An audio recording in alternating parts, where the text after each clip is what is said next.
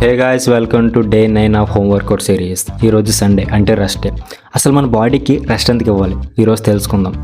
ఒక పర్సన్ బాడీని బిల్డ్ చేయాలంటే ఖచ్చితంగా ఈ 3 ఫార్ములాస్ని ఫాలో అవ్వాల్సిందే. అదేంటంటే మజిల్ని బ్రేక్ చేయాలి, దానికి ప్రాపర్ డైట్ ఇవ్వాలి, ప్రాపర్ రెస్ట్ ఇవ్వాలి.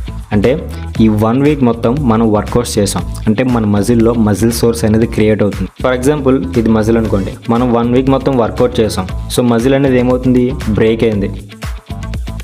వదిలే. ఫర్ ఎగ్జాంపుల్ ఇది మజిల్ అనుకోండి, 1 వీక్ మొత్తం నేను వర్కౌట్ చేశాను. సో మజిల్లో అప్పుడు చిన్న చిన్న బ్రేక్స్ అనేవి వచ్చాయి అనమాట.